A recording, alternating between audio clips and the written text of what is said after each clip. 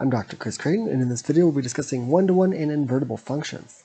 The two key goals here is one is identify when a function is one-to-one and justify why, and two, determine if the function is invertible in either numeric, symbolic, graphical, or inverse, and then find the inverse function. So essentially it'd be like one-to-one, and if it is, you'll find the inverse.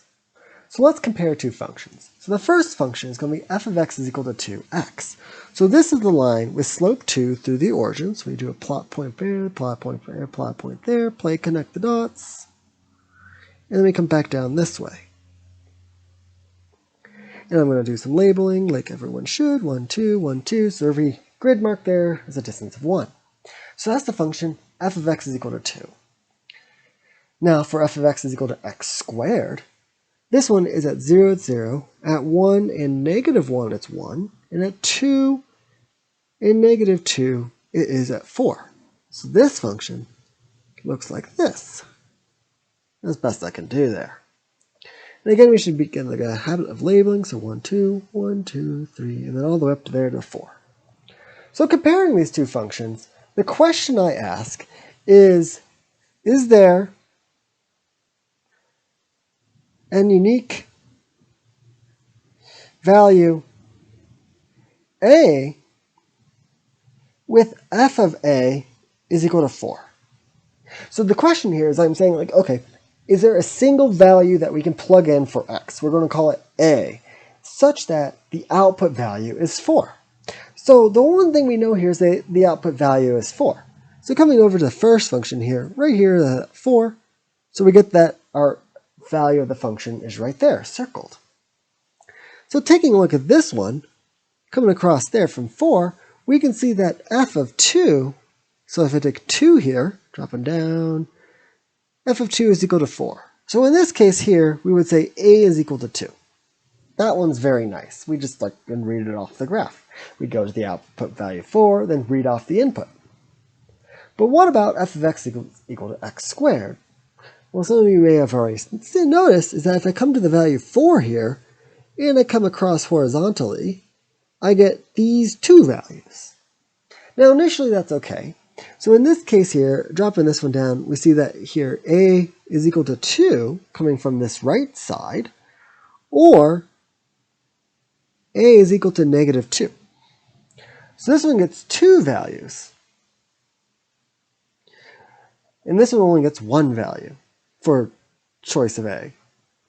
And so in this case here, this one, f of x is equal to 2s, we would say yes, it does have a unique value with f of a is equal to 4. And this function over here, f of x is equal to x squared, I would say no, that one does not. And so the difference here is that the first function there we would say is 1-to-1, in that every output comes from a single input.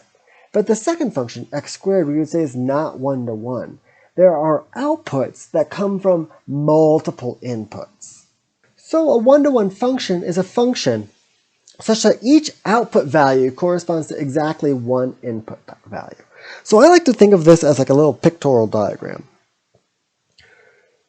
So if this zone here is the domain of f, and this blob over here is the range of f. And so f takes a point from there to go over here. So that's how I think about it. And so like for instance, if I have 2 points over here, I'm going to say that point is x, and that point there is y. And let's say they go to the same value over here, f of x is equal to f of y, whatever number that is, it's going to be the same. And so in this case here, the function f takes x to that value and y to that value as well. And the function is 1-to-1 if f of x is equal to f of y, which we have, implies that x has to equal y. Because in this case here, as drawn, those two separate points go to a single point. That one's not 1-to-1. Now if I was to be like, okay, now let's like fix this and say like, oh, those 2 points are actually the same. So actually like we can go like, oh, those are the same point. That would be a 1-to-1 function. 1-to-1 functions send a single point to a single output point. And so that output comes from a single input. So in this case here, if I were to say have a separate point over here, B, and we were to say this thing is 1 to 1, and so if we knew that A goes to B by the function f, if we knew that was the case, we could then define a new function going backwards, taking b to a, because we know that b comes from a single value a, so that means I can be like, hey, where does the value b come from? And then someone could tell me it comes from the value a. And so we'll define that to be f inverse. And that's where we're heading with this. So the first thing we should figure out, though, is determining if a function is 1 to 1. So I'll do a couple examples. So the first one here, I'm going to give you the function f as a set of points.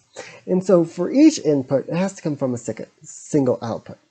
So as listed, it's just a list of points, but I like to draw these as a correspondence. So we have our list of inputs here. And so the values can be -1, 0, 2, and 3. I just doodle those in order. And then our outputs, let's see here. We have the values 1, 2, and then a 4. So in this case here, 0 goes to 1, 3 goes to 2, 2 goes to 1, and then -1 goes all the way down to 4. So in this case, this function sends two values to a single value here. So this is not 1 to 1. It's because the output 1 has two inputs, 0 and 2. So the output 1 comes from either an input of 0 or 2. If it is 1 to 1, the output 1 should come from a single input, 2. What about the function f of x is equal to 3x minus 2? This is functional. This is a line. So there's a couple ways of approaching this. I'm going to start off with doing this functionally. So the basic idea is that we need to show that f of x is equal to f of y implies that x is equal to y. This definition here is much nicer to work with if you have an equation. The other definition, where you check the number of inputs corresponding to each output, that one can be a lot easier dealing with graphs. That one can be easier dealing with lists of points. They're the same, but it depends on what you're doing. So in this case here, f of x is equal to f of y. This one will correspond to 3x minus 2 is equal to 3y minus 2. We're just saying that those two equations are the same. So then what I'm going to do is add 2 to both sides, because then that will turn this into 3x is equal to 3y. So then after dividing by an x, we get x is equal to y. So this one is in fact, yes, 1, 2, 1. In fact, any non-vertical or horizontal line are 1 to 1.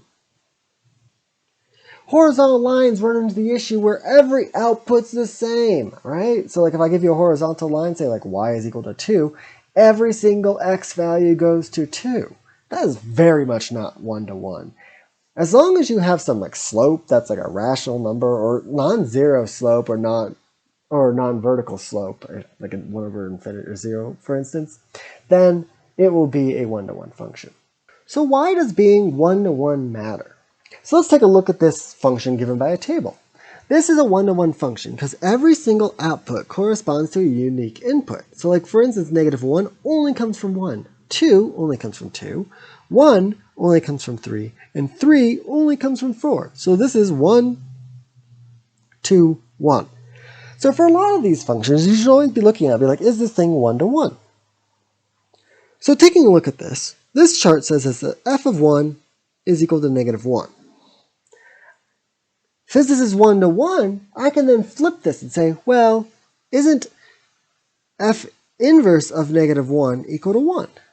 And so this idea of being like, okay, we're going to define this function f inverse, f to the negative first power, to be the function that takes the outputs back to the inputs. So these two statements here are equivalent. Likewise, f of 2 is equal to 2 is an equivalent statement to f inverse of 2 is equal to 2. And I know that's like kind of silly because the inputs and the outputs are the same, but you get my point. F of 3 is equal to 1 is equivalent to f inverse of 3 is equal, or f inverse of 1 is equal to 3. And then lastly, we get that f of 4 is equal to 3. That one's equivalent to f inverse of 3 is equal to 4. So you can kind of imagine this new table here, where we have the value x corresponding to f inverse of x. And so these x values are now going to be these, negative 1, 2, 1, and 3. So I'm going to put those, negative 1, 2, 1, and 3. And now the outputs are 1, 2, 3, and 4. So 1, 2, 3, and 4.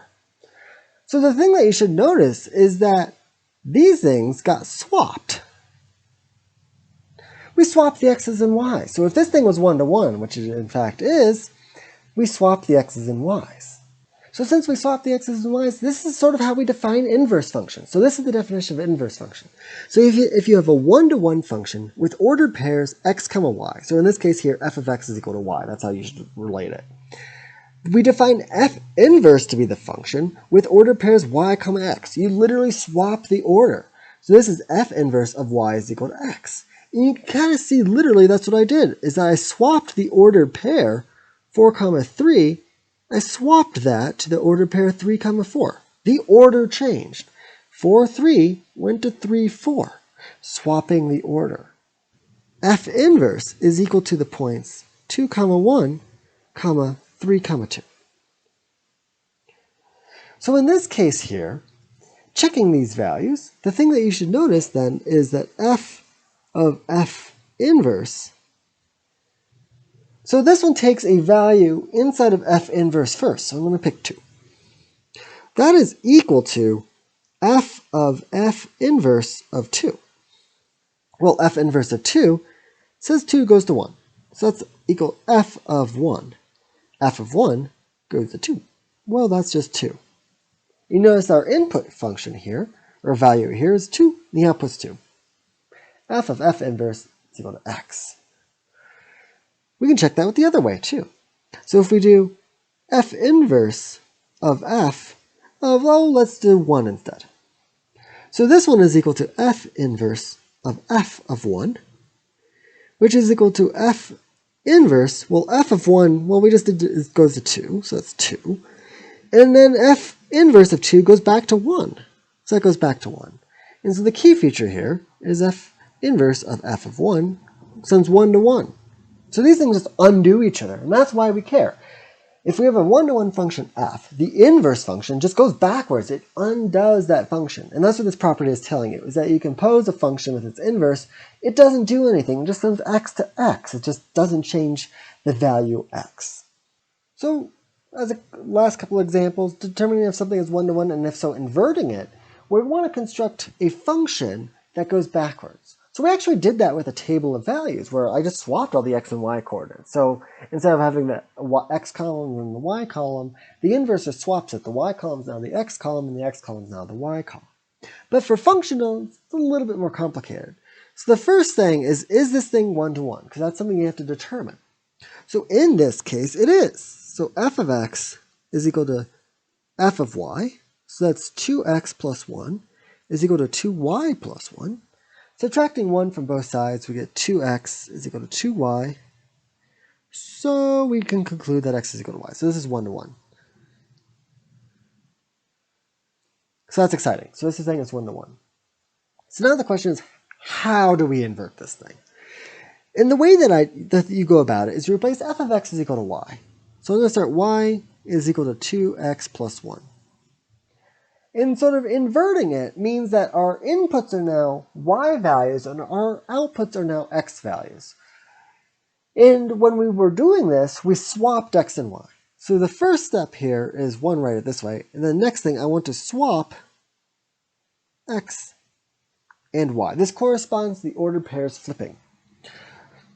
You can write this as x is equal to 2y plus 1. Now, we want to solve for y. X is the outputs of this function now, and we're going to want to write this as a function of x, function of the outputs, which means we need to solve this thing for y. So then we get x minus 1 is equal to 2y. Now dividing both sides by 2, we get y is equal to x minus 1 over 2. So the function f inverse of x is equal to x minus 1 over 2. That's the inverse function. That's great. And then the last thing we can do is we can check it. And we check this by checking the compositions, f of f inverse of x. So we're going to plug f inverse of x into this. So that is now equal to f of f inverse of x, which is equal to f of, writing the expression here, x minus 1 over 2. Now plugging this into our original function, this is equal to 2 x minus 1 over 2 plus 1, which is then equal to, so those 2 multiply, so you get that x minus 1 plus 1, which is equal to x. So the key thing here, f of f inverse is equal to x. Those things are inverse functions of each other. So first thing we determined is that if this thing was 1 to 1, great. We replaced y is equal to f of x. We then swapped the x's and y, then we solved for y. And then once we were complete, we checked our answer by plugging the inverse function into the original function.